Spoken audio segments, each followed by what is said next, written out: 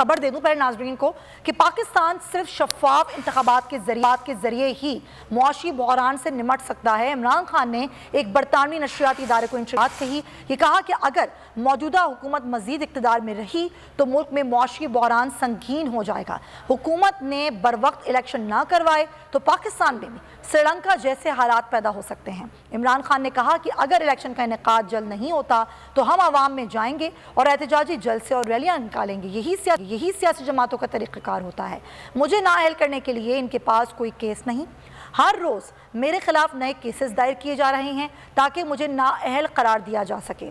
मैं इन तमाम केसेस का मुकाबला करने के लिए अदालतों में पेश हो रहा हूँ। इमरान खान से सवाल किया गया इस इंटरव्यू में कि अगर उन्हें नाअहल किया जाता है तो पार्टी कौन चलाएगा, तो जवाब ये दिया इमरान खान ने कि अगर ऐसी सूरत हाल हुई तो उसी वक्त ये फैसला किया जाएगा। मैं अपने आप को महफूज नहीं समझता, लेकिन ये सवाल ही पैदा नहीं होता कि सूरत हाल के पेश नज़र मैं घर बैठ जाऊँ।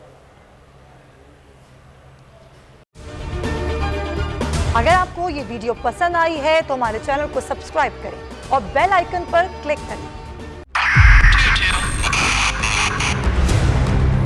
2022 बहुत सारे तोहफे भी देखे गया पाकिस्तान की आवाम को एक तोहफा ये दिया कि आवाम को पता चल गया कि पाकिस्तान का मीडिया क्या है। साल 2022 में सबसे ज्यादा देखे जाने वाला चैनल बोल न्यूज रहा नंबर 1। हमने बहुत सारे शोज और ट्रांसमिशंस की, पूरा साल मुसलसल जदोजहद में निकल गया कि ये वोट ऑफ कॉन्फिडेंस के पीछे कौन लोग थे। तोड़े रेटिंग के सभी रिकॉर्ड। सोशल मीडिया पर भी सबसे ज्यादा तेजी से 2.4 बिलियन व्यूज का संगे मील अबूर किया। एंकर्स को भी आवाम में सबसे ज्यादा मकबूलियत मिली और सोशल मीडिया पर भी बोल रहा सब पर सब्सक्राइब करें और बेल दबाएं ताकि कोई खबर रह न जाए।